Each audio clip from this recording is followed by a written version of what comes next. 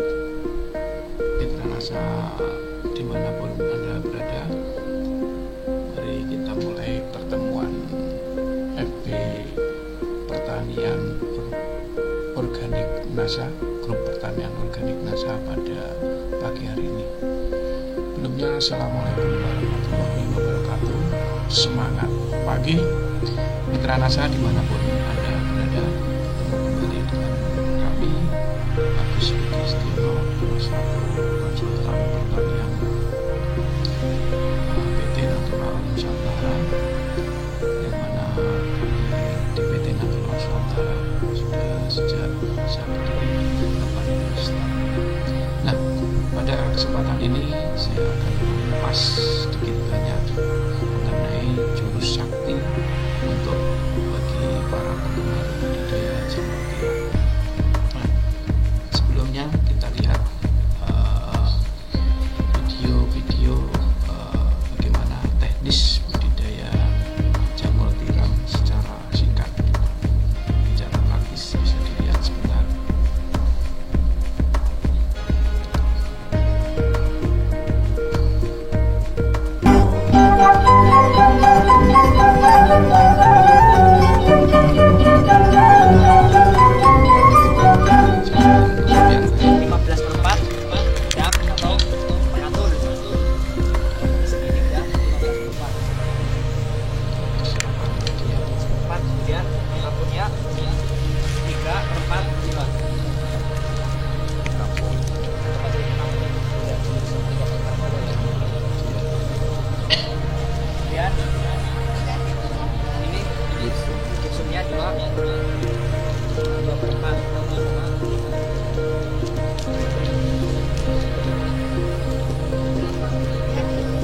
Silakan kalian aduk karena di sini ada cowoknya sama cewek.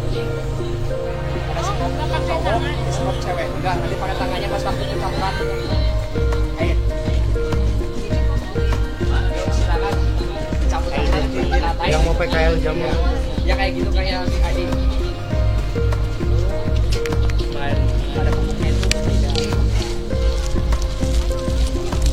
Habis dimasukin, tekan di bawah, dipanggung. Pakai cap. Kayak gitu. Ya. Dan bunyi tik ya. Ya. Ya.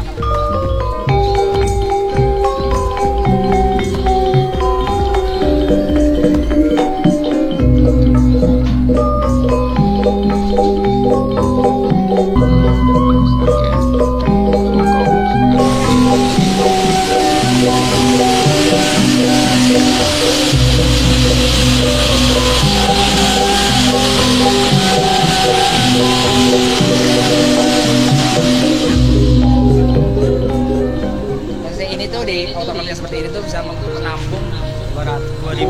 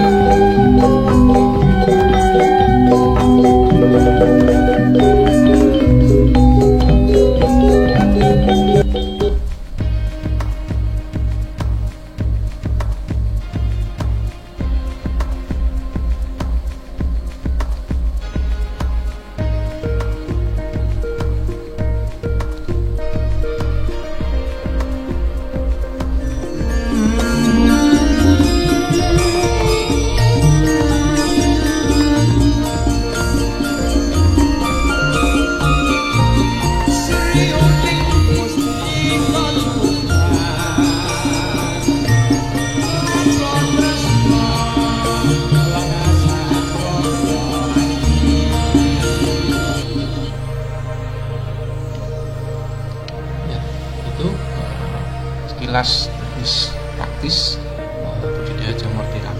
Nah, dari situ itu kita bisa lihat bagaimana teknik atau jitu budidaya jamur tiram.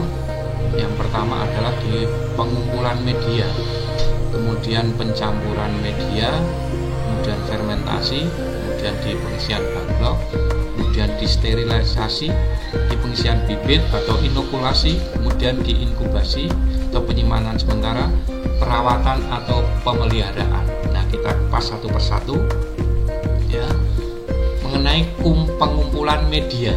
Nah, media di dalam jamur tiram ini yang perlu kita persiapkan itu adalah adanya serbuk gergaji ya.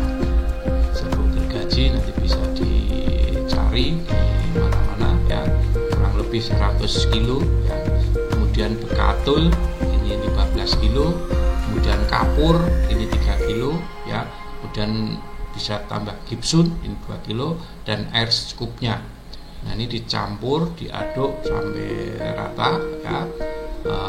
Ini ya diaduk, kemudian di media ini ya, pupuk NASA yang paling bagus untuk jamur tiram dimasukkan di pencampuran media adalah dengan menggunakan POC NASA dan hormonik. Nah, POC NASA hormonik ini kurang lebih menggunakan 3-4 tutup POC, 1-2 tutup hormonik, atau 2-3 tutup hormonik ya, per 10 liter air. Nanti disiram-siramkan secukupnya di sini. Ini yang pertama di pengumpulan media. Kemudian setelah itu ya di fermentasi ya, kurang lebih 20 jam atau 1 hari. Kemudian ya didiamkan ya, maksudnya didiamkan kurang lebih 20 jam atau 1 hari ya. Kemudian baru dimasukkan di backlog. Nah, campuran yang sudah diayak atau difermentasi tadi dimasukkan ke dalam backlog seperti ini. Nah, setelah dimasukkan ke dalam backlog seperti ini ya, ini kemudian ya disterilisasi ya, disterilisasi. Apa maksud sterilisasi ini? Sterilisasi adalah proses sterilisasi backlog dari bakteri-bakteri atau jamur-jamur liar yang ada dalam media backlog, agar bakteri dan jamur liar tidak tumbuh saat backlog nanti diisi oleh jamur tiram. Ya, ini sekali lagi setelah pengisian backlog ya seperti ini ya, dicampur ya, kemudian dilakukan sterilisasi. Nah, sterilisasi ini membutuhkan waktu, kalau yang modern dengan alat tadi ini kurang lebih 3 jam, tapi kalau yang tradisional seperti ini menggunakan tungku ya, ini butuh 7-8 jam. Nanti disiapkan alatnya ya. Ini nah, setelah sterilisasi ya, ini dilakukan inokulasi atau pengisian bibit ya, yang sudah dicampur tadi ya, media dimasukkan backlog seperti ini, kemudian nanti ditutup dengan penutup ya, bekas aqua ataupun penutup apa yang lain ya. Ini nanti dibuka ya. Proses inokulasi harus dilakukan secara cepat dan steril. Karena apa? Karena nanti ini akan berkaitan dengan bibit ya. Bibit itu kalau terlalu lama nanti tidak akan tumbuh jamur ya. Kemudian tangan dan spetakula ya, tangan dan spetakula ini adalah spetakula. Ini harus sesering mungkin dibersihkan dengan alkohol, dan mereka harus sering dibakar dengan api bunsen ya, harus dibakar seperti ini ya. Kemudian proses inokulasi sebaiknya dilakukan di dalam ruangan khusus yang bersih dan tertutup. Semua ini dilakukan untuk menghindari bibit agar tidak terlalu lama kontak dengan udara yang mana ini nanti akan menyebabkan terjadinya kontaminasi ya. Setelah inokulasi, backlog tidak perlu ditutup dengan plastik atau tutup ring tadi, jadi dibiarkan terbuka ya. Kemudian setelah diinokulasi diisi bibit, ini kemudian baru kita lakukan pemeliharaan. Nah, kita diamkan, kita didiamkan setelah dilakukan pembibitan, diberi bibit. Nah, kita lakukan pemeliharaan. Nah, di dalam proses pemeliharaan ini ada 4 macam, yaitu proses penumbuhan jamurnya, kemudian pengaturan suhu dan kelembapan, kemudian pengendalian hama dan penyakit, kemudian panen dan pasaran.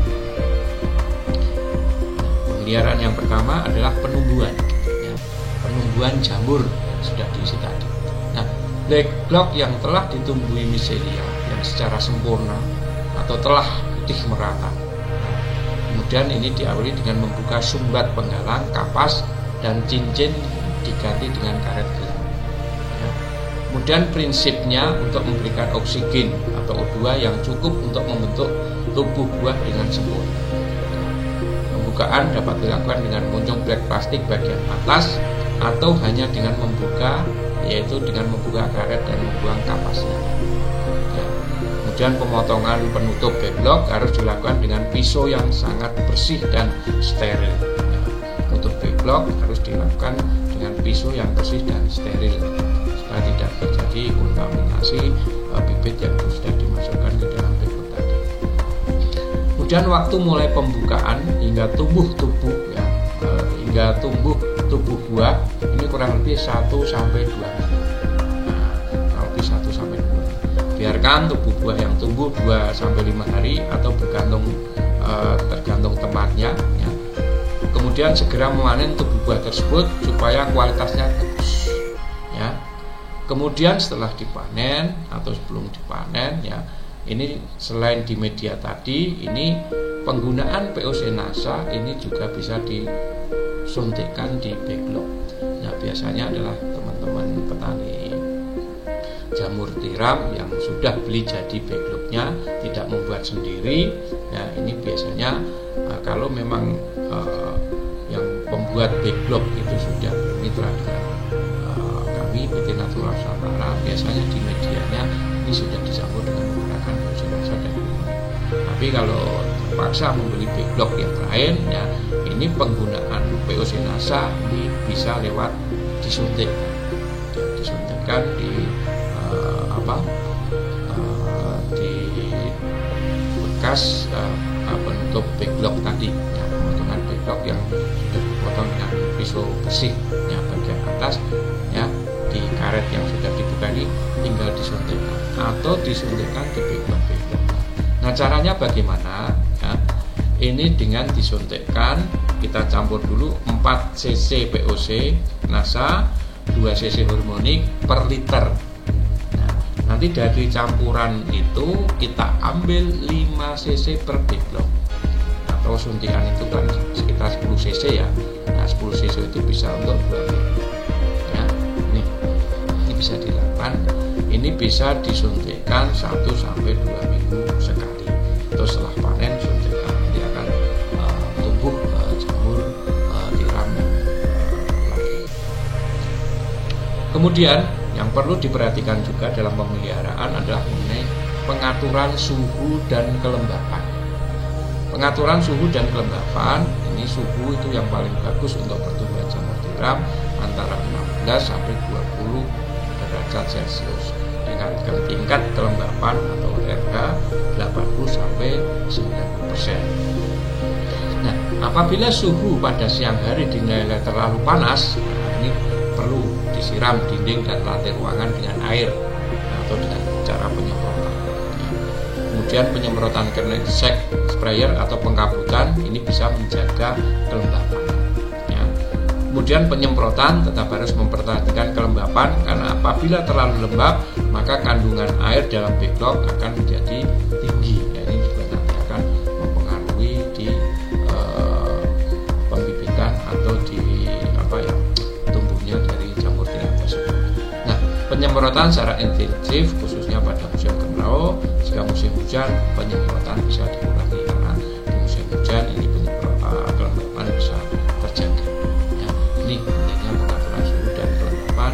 Usahakan suhu normal untuk jamur tiram ini 16 sampai 20 derajat Celcius dengan tingkat kelembapan atau pH ini 80 sampai 90%. Nah, kemudian masih ke pengaturan suhu dan kelembapan, perhatikan sirkulasi udara.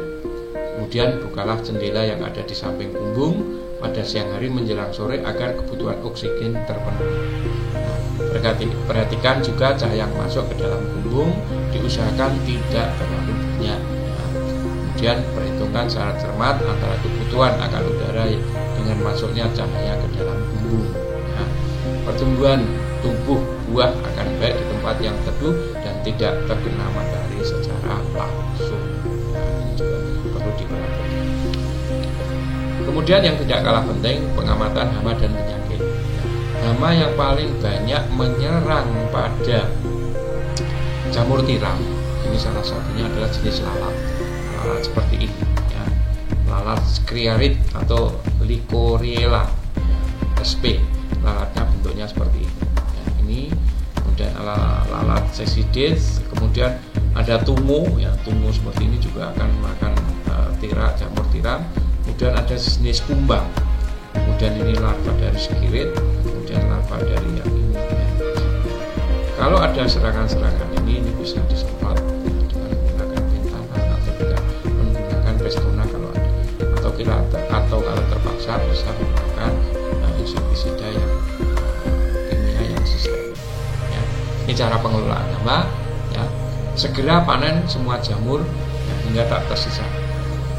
Backlog dibersihkan dari sisa akar yang tersisa, kemudian semprotkan insektisida organik seperti Pestona atau pentangan. Alternatif terakhir, semprot insektisida kimia yang berbahan aktif dikloros. Semprotkan kumbung sesuai dosis dan aturan atau lebih rendah untuk menyemprot jamur. Selama penyemprotan, kumbung tidak boleh disemprot air. Bila jamur tiram baru tumbuh, segera buang karena berpotensi mengandung racun. Setelah disemprot hama dan penyakit, apalagi dengan menggunakan bahan kimia, itu kalau tumbuh jamur ya ini diambil karena ini bisa mengandung racun. Nah, setelah tumbuh berikutnya baru dibiarkan. Nah, kondisi lingkungan ini harus diperbaiki, terutama sirkulasi udara, hindari udara yang terlalu lembab karena kalau terlalu lembab nanti akan timbul penyakit-penyakit ya. Penyakit-penyakit yang banyak menyerang pada jamur tiram ya, diantaranya adalah Chaethymium sp ya. Penyakit Chaethymium sp ini ya, ini biasanya tumbuh noda hijau ya, jamurnya itu ada noda hijau. Efek dari serangan tersebut adalah akar jamur menjadi lemah sehingga mudah rontok ya, sehingga jamur mudah rontok karena akarnya terlalu lemah. Mungkin Anda pernah merasakan jamur yang seperti ini, akarnya lemah sehingga kalau dipanen itu mudah rontok. Ini salah satu penyakit yang disebabkan oleh Chaethymium. Nah, ini pengendaliannya ya, ini biasanya sterilisasinya ini kurang sempurna, jadi perlu sterilisasi yang sempurna. Kemudian mengurangi tingkat kepadatan dan kelembapan air ya, kelembapan bukan dengan airnya di media tumbuh, jangan terlalu lembab dan jangan terlalu padat. Kemudian ada penyakit yang namanya Coprinus sp ya, biasanya timbul warna biru pada tudung jamur tiram. Nah, efek dari serangan ini menghambat pertumbuhan miselium dan merusak miselium. Nah, pengendaliannya dengan mempercepat waktu panen. Ya, waktu panennya dipercepat. Ya. Kemudian mengurangi kandungan amonium atau pupuk yang ada kandungan amoniumnya dalam media tumbuh. Kemudian sterilisasi dengan baik. Ya, sterilisasinya juga harus sempurna. Kemudian ada penyakit Neurospora. Ya, biasanya timbul tepung orange pada permukaan kapas atau penyumbat backlog atau sprat. Nah, efeknya ini akan menghambat pertumbuhan miselium dan tumbuh buah. Nah, pengendaliannya ini dengan sterilisasi media tumbuh dengan baik, memperbaiki alat sterilisasi yang bocor, menutup sumbatan pada media tanam dengan plastik saat sterilisasi. Ya, mungkin ini jamur-jamur yang di luar ikut masuk pada saat proses. Kemudian ada penyakit mukor yang penyakit yang disebabkan oleh mukor SP. Ini biasanya timbul noda hitam pada permukaan media tumbuh atau substrat atau background. Pengendalian dengan menurunkan suhu ruangan atau kumbung, karena kalau suhunya terlalu tinggi banyak penyakit mukor, dengan mengatur ventilasi atau sirkulasi. Kemudian penicillium, penyakit yang disebabkan oleh penicillium, ini tumbuh penicillium berwarna coklat tua atau merah tua. Nah, pengendalinya dengan menjaga kebersihan tempat atau ruangan inkubasi. Ya, kemudian membuang media substrat atau backlog yang terkontaminasi. Ya, itu ya penyakit-penyakit yang disebabkan yang menyerang pada tanaman budidaya jamur tiram. Ya, ini biasanya disebabkan oleh penicillium, mukor atau Neospora atau disebabkan oleh Chaetomium sp atau Coprinus. Itu penyakit-penyakit yang menyerang pada jamur tiram. Nah, kemudian selanjutnya ya, pemanenan. Ya, pemanenan ini sangat penting sekali karena ada beberapa ciri-ciri jamur yang siap panen, apakah itu jamur muda ataupun jamur tua. Nah, biasanya panen ini di jamur yang muda, cirinya adalah tudung jamur ini belum mekar penuh, ditandai pada bagian tudung jamur itu masih terlihat utuh, belum pecah-pecah. Ya, warna belum pudar, ya, spora belum dilepaskan, kemudian tekstur masih kokoh dan lentur. Ya, ukuran jamur siap panen ini rata-rata berdiameter 5-10 cm. Kemudian ciri-ciri jamur tua ini tudung sudah mekar penuh, ditandai dengan bagian tudung sudah bergelombang atau pecah-pecah, warna putih mulai memudar atau kekuning-kuningan, spora sudah berterbangan dan teksturnya lembek. Ya, tuh. Nah, setelah dipanen, ya, jamur-jamur yang dipanen, nanti bisa juga dilakukan penyuntikan kembali. Ya, dengan menggunakan apa? Dengan menggunakan POC-NASA dan hormonik. Nah, setelah panen ini diusahakan nanti dengan dosis ya, dibalik.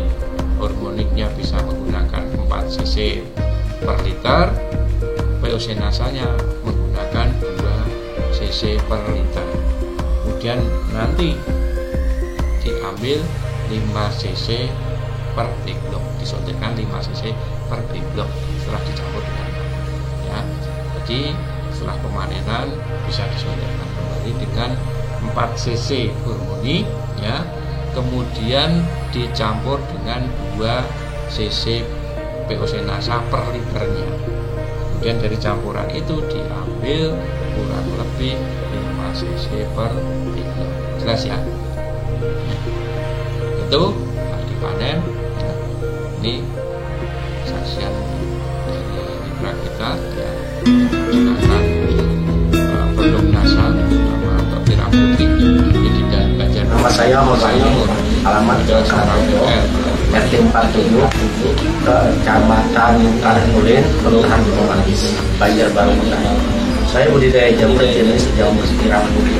Jumlah kelompok sementara itu kurang 2.000 spektrol. Untuk pasang saya gunakan pakai POC-NASA yang ini dan dicampur dengan hormonik. Cara pengerahannya kalau saya pakai biasanya jadi 5 tutup POC-NASA, 2 tutup hormonik untuk 300 spektrol. Itu dicampurkan di air lalu dicampur di medianya. Dan sedikit lagi saya campurkan biasanya sebelum dicampur saya campurkan air juga. Itu air 12 gram per 4 kg. Per 4 kg itu 300 gram ya.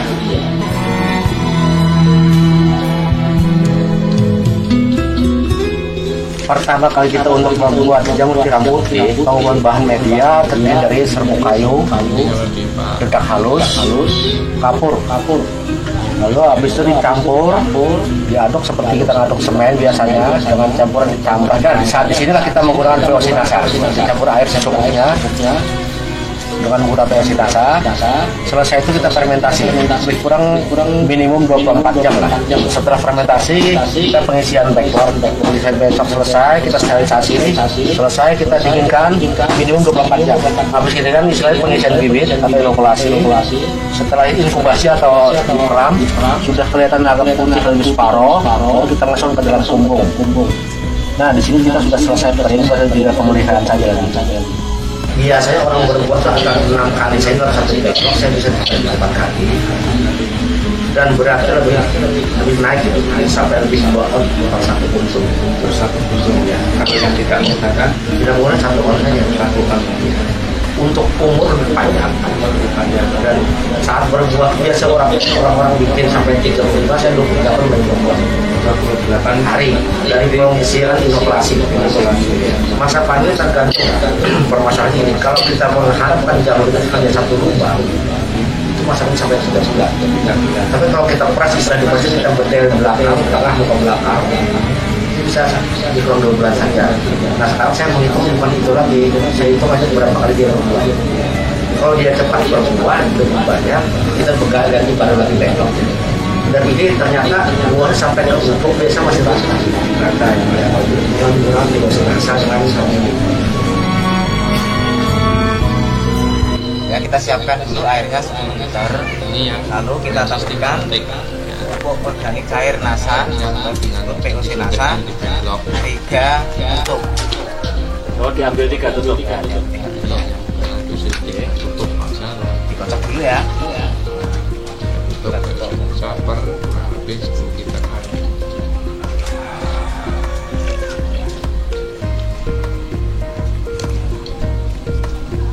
kita aduk biar rata.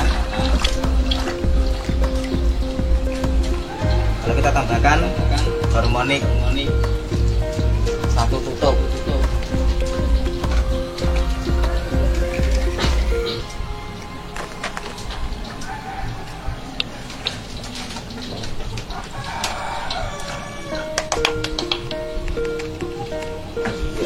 Parutan 10 liter ini untuk 500 backlog.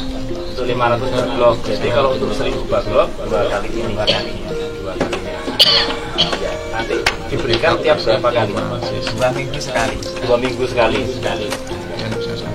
Oh, ini pakai spek yang berapa mili? Pakai 10 mili. Nah, yang kita isikan penuh. Oke. 2 backlog.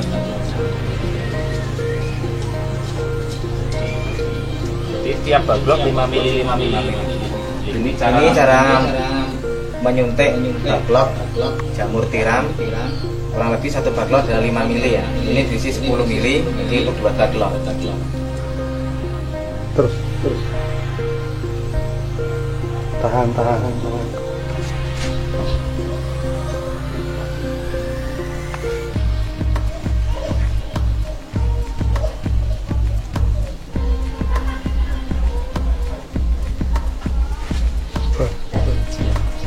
Ya, ini satu lagi.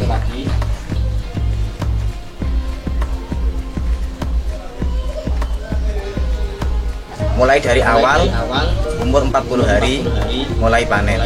Itu tiap hari bisa panen. Kurang lebih 1000 backlog itu 7 kilo. Itu kalau udara panas, kalau udara dingin mungkin lebih dari 10 kilo. kalau yang tidak pakai NASA, Pak? Kalau yang nggak pakai NASA itu 3 hari sekali 7 kilo maksimal. Jadi ada perbedaan dalam jumlahnya, Pak ya. Kemudian dari sisi kualitasnya, Pak, Bapak bisa perbandingkan warnanya dan ketebalan daunnya ataupun ketebalan jamurnya dan sebagainya, silakan. Kalau pakai NASA itu warna lebih putih. Ya. Kalau bobot lebih berat karena agak tebal ya, dan warnanya agak tahan lama, nggak cepat layu. Ya, kemudian kan tadi disebutkan warnanya lebih putih dan tidak cepat layu. Nah, kalau untuk yang tidak pakai NASA bagaimana? Kalau nggak pakai NASA itu usia 3 hari udah layu, tapi kalau pakai NASA mungkin bertahan sampai 4 hari. Kalau ukurannya lebih kecil. Ini yang tidak pakai NASA ya, yang lebih cepat bongkotnya, warnanya kuning dan kurang berwarna putih. kecil ini ya. Sementara yang pakai NASA bisa kita lihat luar biasa, tetap putih dan masih tegar berdiri, tidak jatuh alias gugur. Harganya bagaimana Pak? Harganya kalau nggak basah, harga basah nggak pakai dosen NASA ini 12.000 ya. Kalau nggak pakai NASA kan 10.000. 10.000. Jadi ada selisih 2.500 per kilo. Jadi sudah lebih banyak. Harganya juga dihargai lebih mahal. Nah, kemudian untuk supaya tetap basah, Bapak menyuntikkan sehari berapa kali? Untuk airnya saja. Airnya penyemprotan 1 hari 5 Disemprot ya? Disemprot atau disuntik? Disemprot. Disemprot. Dari Oh, disemprot dari luar sehari 5 kali. Ini air apa? Air putih biasa. Disemprotkan di luar baglok ya, supaya untuk menjaga kelembapan itu. Biaya yang dikeluarkan untuk mendapatkan produk NASA ini berapa Pak? 1 bulan 1 paket ini. Harmonik sama BOC NASA. 1 bulan 1 paket ini. Jadi kalau 5 bulan perkiraan sampai 5 paket ini ya. Sementara kalau dalam 1 bulan itu bisa mengeluarkan per hari 7 kilo. Kita hitung aja 20 hari atau 30 hari Pak ya. 7 kilo kali 30 hari kali 12.500 ya. Kira-kira begitu ya taksirannya ya. Sementara yang tidak pakai 3 hari sekali, berarti kan 7 kilo kali 10 hari kali 10 berapa tadi Pak? 10.000 berapa? 10.000 saja. 10 kali 10.000. Jadi ada selisih di situ Pak ya. Nah, kira-kira kalau menggunakan NASA satu paketnya berapa? 52,5. Masih ada sisa keuntungan Pak ya. Artinya Bapak menggunakan NASA ini tidak rugi ya.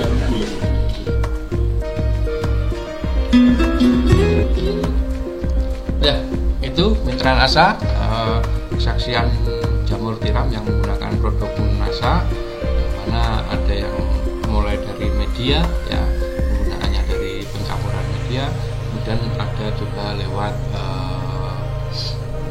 penyuntikan, yang mana dengan menggunakan produk NASA, alhamdulillah jamur tiramnya lebih lama panennya ya, umurnya lebih lama, kemudian kualitasnya juga lebih bagus, lebih putih, lebih tebal, tidak mudah layu ya, umurnya juga lebih lama ya. Mungkin itu mitra NASA dimanapun Anda berada, materi pada pagi hari ini mengenai bagaimana jurus sakti untuk berbudidaya jamur tiram. Mudah-mudahan ini bisa menambah wawasan bagi mitra-mitra NASA dimanapun Anda berada, terutama yang berkecimpung dengan budidaya jamur tiram. Semoga bermanfaat dan membawa barokah bagi kita bersama. Mudah-mudahan tetap sehat, bagas waras selalu. Kurang lebihnya saya mohon maaf yang sebesar-besarnya. Saya akhiri. Assalamualaikum warahmatullahi wabarakatuh, dan tetap semangat pagi.